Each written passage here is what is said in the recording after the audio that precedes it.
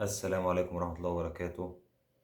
الأهلي في طريقه للتعاقد مع الجناح الأيسر لحسنية أغادير المغربي جمال الشماخ.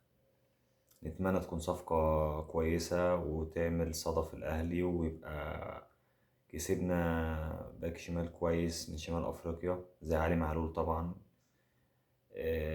هو أرقامه قليلة، لكن في الأهلي حاجة تانية خالص. يعني اللعب في أي نادي حاجة، وفي الأهلي حاجة تانية خالص. مش هنحكم عليه من الأرقام، ولا هنحكم عليه من الإحصائيات إلا لما نشوف في الملعب ونشوف رد فعله لما يلعب تحت ضغط الجماهير في بطولات مع الأهلي كتير. إن شاء الله صفقة ناجحة إن شاء الله الأهلي. ونتمنى إن شاء الله كمان الأهلي يجيب مهاجم أجنبي. طبعا وسام أبو علي فلسطيني فمش واخد مكان أجنبي، فاحنا نتمنى الأهلي يدور على مهاجم أجنبي قوي يبقى مع وسام أبو علي و...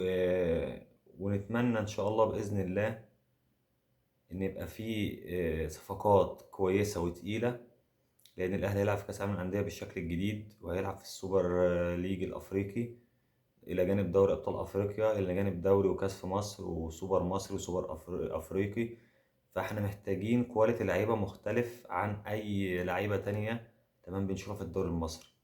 احنا محتاجين محترف اللي يجي محترف يبقى قوي، محترف يبقى عارف هو جاي فين وجاي نادي كبير، يبقى دايما بيدبدب في الارض وبيلعب بشكل ثابت، مستوى ثابت يعني.